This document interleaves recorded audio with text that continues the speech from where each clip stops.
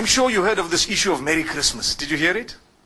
You heard it. Oh, so people started saying, Mufti Menk said you shouldn't say Merry Christmas to the Christians. I'm sure you heard that.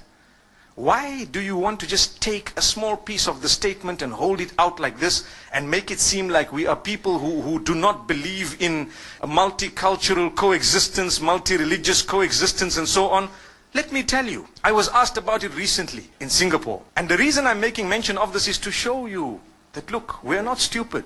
But sometimes people who want to look at it based on how the media has portrayed it may come to a decision or a conclusion that is not enlightened. They haven't considered everything. So what happened? You see, I grew up in Zimbabwe. We interacted from a young age with the Hindus, the Christians, the Jews, those who are from the African traditional faiths and so on, and we got along. We mixed in the schools from a young age, and as I grew up, I went to a high school that was purely Christian Catholic.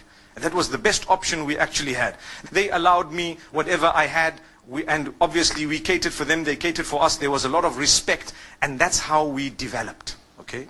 However, when it came to Christmas, there were so many Christians who didn't believe in it.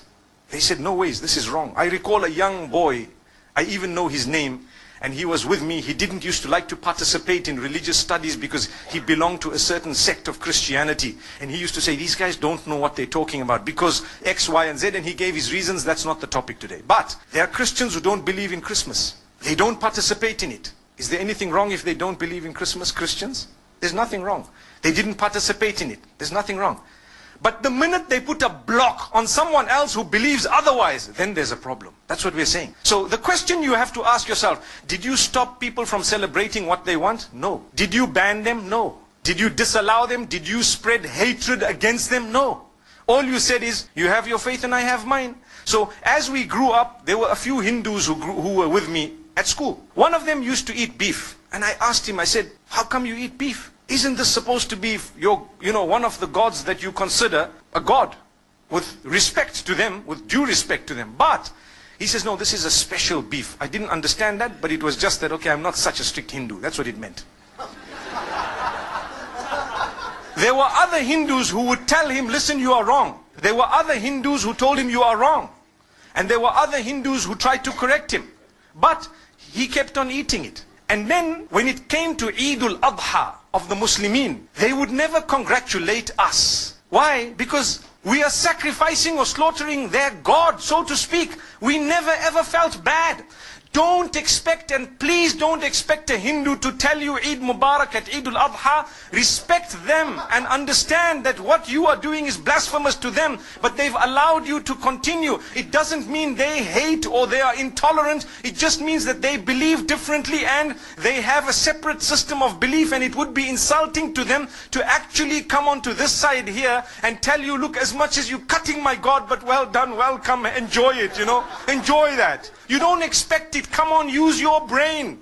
This is what tolerance and coexistence is all about. It's not about a statement. It's more about allowing them to believe what they have to, with respect in a way that you respect what they have as well. That's all it is. So what happened is, as time passed, it was amazing, because when it comes to the other faiths, we found the same. People didn't participate in some rituals of other faiths that did not make them bigots, but they respected each other. There was a young man who became a Muslim from the Hindus. The day they were, when they die, what happens is they burn the body.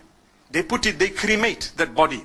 So this young man, his father had died, and they were cremating the body, and they asked him as the oldest son to actually light the fire. And he said, look, as much as you want me to do it, and that's my father, I'm sorry, it goes against my beliefs. And it caused a commotion until some of those who were wise, who knew, they said, look, that's the man's beliefs. Come on, leave him. Let the next son do it. How can you impose on him some...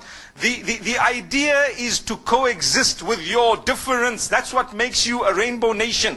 That's what it is. But you don't shove your opinion down the throats of others. Just like now, in the Western world, they are banning you from covering your hair in some countries. That would create another problem. Why? Like the Honorable Minister said, it would make people feel that they are at war with the system, because hey, you know what, this is my basic right to believe something. I believe this is wrong, I believe this is right. That's the idea. So From among the Muslims, there are those who believe that it's okay to participate in Christmas.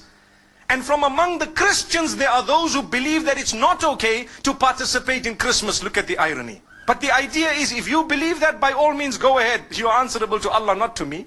If this one believes otherwise, go ahead, but please don't impose it on me. If I don't want, it's one of those things. Come on.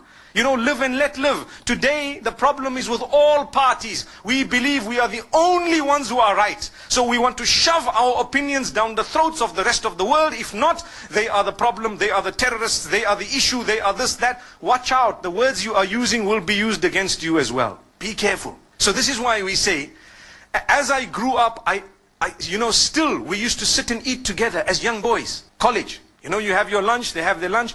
We knew that if you have a beef burger, please don't offer it to the Hindus. It's insulting. It's blasphemous. They would actually feel so hurt. Don't. Would you ever, if you have Hindu friends, actually tell them, hey, have some beef? I don't think so. Exactly the same could be said about pork and the Muslims. Do you agree? Imagine if your friend says, just is a pork burger, come on, bacon tastes nice, you know, come on, you know. How would you feel? They respect you. You get along with them. You build the nation. You contribute towards the building of the nation together. Do you know that?